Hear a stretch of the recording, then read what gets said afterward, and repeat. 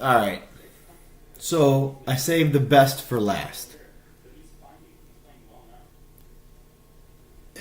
Kind of. The best of the worst rosters. You might not agree with being in the bottom tier, but believe me, you're in the bottom tier. All right. We have a wiener. We have a guy who kept Dak. And someone who took a kicker and a backup quarterback to the best quarterback in the league. Early. That automatically puts you in the bottom. Accept it. You don't have to love it, but you have to accept it. You guys are guaranteed to not make the playoffs. Actually, I can't say that the wiener is guaranteed not to make the playoffs because God only knows in that division he can make the playoffs. I'll give you a 10% chance. How about that? You're not guaranteed not to. I didn't want. I'm sorry. And speaking of I am the wiener, he's the top of the bottom. So I mean, you can at least you're top of a division, and see that's exactly what you could be in Dozers, the top of the bottom. It gets you less ping pong balls, which would be great. I mean, because that's always a plus. Anyhow, the wiener.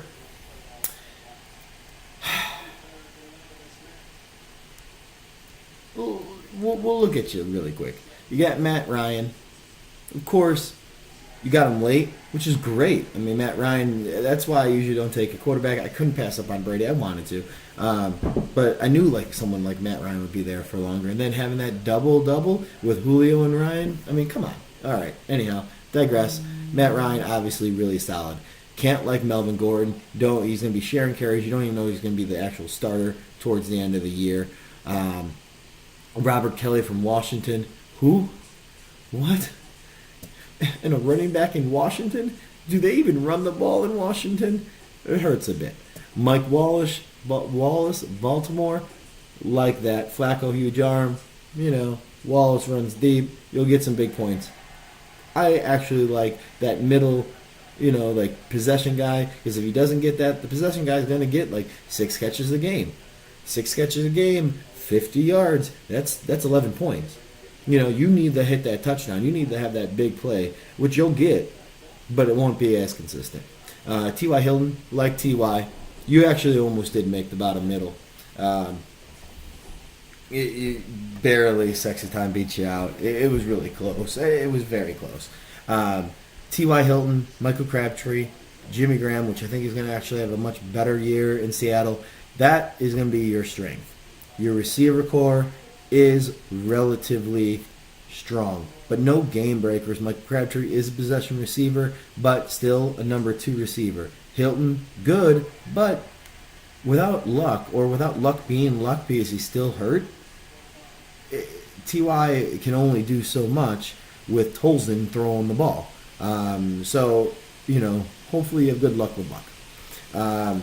Panthers defense, it's good, man. It's really good. It's a strong offensive division, and a lot of those matchups, you're going to see Atlanta twice, and that means that your quarterback is going to be going against your defense twice. And I don't mind. You're always going to have players going against your defense, but I don't like the quarterback going against my defense, especially twice in a year. I say that with one of the best defenses going against my quarterback in week 1. Jay Ajayi, he's going to be your starter. I know week 1 that kind of kills. You always want to start off strong, but again, you'll have him week 2 through 17. So that's always a plus. Hopefully, he can keep up with what he was doing. And also, on a side note, hopefully the family and friends that you still have in Miami will make it through the hurricane just fine. But beyond that, Marvin Jones, LeGarrette Blount, Marquise Lee, backup tight end. What's with all these backup tight ends, people? What are you guys doing? How often are you going to be starting Austin Hooper over Jimmy Graham? Do your researches on your deep sleepers. The rookie that might break out behind like a hurt starter, an older starter. Hell, anybody in the Green Bay backfield. Their top rusher last year was a receiver. You have no idea who's going to really come out of that one. A flyer on them would make more sense. Either way, your receivers give you a chance, and in that division, a chance is all you really need. Second one, Team Dershval. You actually have a pretty good team. If it wasn't for your kicker so early, and not even the number one kicker. I mean, New England kicker, he's going to get points. Gakowski, he always makes it, stuff like that. But you just don't need one that early. You could have got the kicker four rounds later. I get what you're saying with how many points they score, but the difference between this kicker and this kicker, it isn't very much. Plus, the kicker that was here is here next year, and vice versa, and all that jazz. But I mean, like there were still people good on the board at that time when you got Russell Wilson and when you got Gutkowski. You could have filled up people better than Terrence West or Kenny Britt, and that's the issue is like the kickers are usually going to get you between 6 and 12 a game, or 3 and 10 a game, all the time. But the difference between someone scoring, between 0 and 6, and some of the guys like the Flyers, like Mike Wallace, who will put up 18 or 20 in one game. They might put up that 3 or 4 of the other game, but they're going to put up some huge games, and you're not going to have that on your team because you have Kenny Britt. So that's why people don't take kickers so early, and that's where your thing's coming in, because Aaron Rodgers obviously strong. LeSean McCoy, I mean there was just an article on ESPN. I sent it to Dean because he's not that big on McCoy this year. I still am. He's their whole offense. It doesn't matter if you stack the box against LeSean McCoy because he doesn't just run. He catches passes, and hello, it's a PPR league. He's going to be really strong. Terrence West, like I said, is kind of weak. Kenny Britt, weak.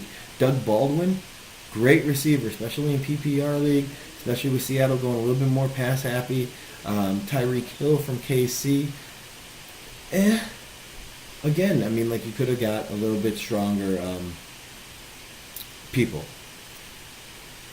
instead of going so early on some of the other ones. Bench, Russell Wilson. Yeah, no, he's good, but when are you going to actually start Russell Wilson over Aaron Rodgers, unless if Rodgers gets hurt, And by then, there's going to be another quarterback that's on the waivers that's a strong quarterback if that happened. Other than that, if Aaron Rodgers doesn't get hurt, you're going to be playing Russell Wilson one time a year. Once. And that's just not good draft value. Torrey Smith, Jason Witten from Dallas, Corey Beasley, Mohamed Sanu. This is why you're in the bottom. You're not deep. Your starting core is okay. Unfortunately, you're still stuck in a pretty tough division. But either way, or are you stuck in a tough division? I don't even know anymore. I don't know. The division switch really kind of screwed me over, guys. Or not screwed me over, but it's making me tough to remember all the stuff. Like we've had the same divisions for God knows how long, and I knew where everybody was, and now I don't. And actually, I was wrong. You're in the bottom division. You are in the bottom division. So you have a chance. And I think you could add a really good chance if you made a little bit stronger decisions. I could be wrong. I've been wrong once or twice, maybe 3 times before. And the bottom of the bottom, the team that will win only 2 games the 2 weeks this whole year will be Dick Pick 6. You kept Dak Prescott, man. Dak Prescott, you get in the 14th round. 14th round in drafts. You took a 14th rounder. You could have taken any position player on your team. You traded away Ajayi, which, you know, like, you got a 6th rounder, but he's worth a 4th rounder. When you paid a 4th rounder last year, I get why you did. I mean, like, he's worth a 4th rounder. He is. But then you lost 2 rounds of draft and got a 6th for him. And you kept Dak. I mean, like, the change. If you had, like, 4 keepers, like, solid keepers, then fine. But, I mean, you could have had actually a solid team. You could have still had Dak Prescott on the team. That's the thing. You know, you gave up the 6th, but hell, you could have kept Ajayi, and then in the 6th round, if you wanted to waste the pick, you could have taken Dak Prescott. Trust me, he would have been there. Devontae Freeman from Atlanta, you know, he had that one huge year, which brought you to the championship game, and then he fell off. I see the same thing, not falling off because he can't really fall off that much more, but he's going to have some good weeks, going to have some bad weeks. Not a bad player, but he's not going to carry your team. Mark Ingram, I'm wondering how the share is going to be with AP. Like, who's going to get the goal line carries there? We're going to see. I don't think any of us actually really know. They're both big backs, so who's going to get them? I'm not 100%. And they're not, you know, they're far and few between still because you got Drew Brees, right? They're passing a lot of times on the one. Theo Riddick, I don't mind Theo Riddick, mainly because I don't believe in Abdullah. But again, he's not going to carry any week. Amari Cooper, love Amari Cooper. Brandon Marshall, I actually picked him 1 pick before I was going to take him. Really like him this year. Honestly, I think he's going to be only averaging 2 points less than Beckham this year. He's going to be a big red zone target, and I just think he's going to have a huge year. I really believe in Marshall this year. Hunter Henry, the tight end, you know, weak. You also took a backup tight end on your bench. I still don't understand all these people with backup tight ends. I'm not 100% sure on that.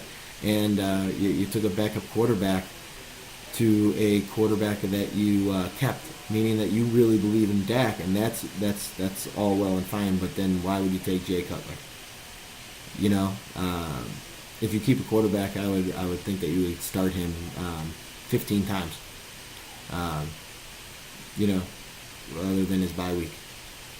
I just figure, you know, you have to start him every single week if you're gonna put that much stock into him. Randall Cobb from Green Bay, I like him.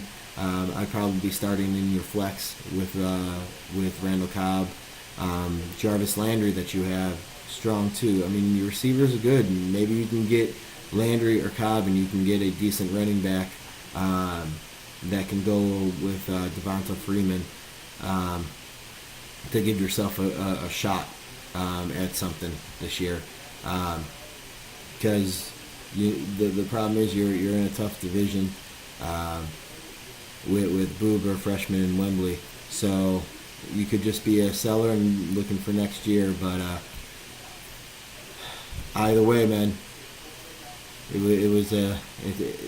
it's not like you don't have your strengths. Your receiver core is definitely your strengths, but you know, this is the NFL in 2017. Receivers are the strength. If you don't have a pretty good receiving core in fantasy nowadays, you're pretty weak. So it's strong. You just don't have any game breakers, and that's the problem. Amari Cooper is a game breaker.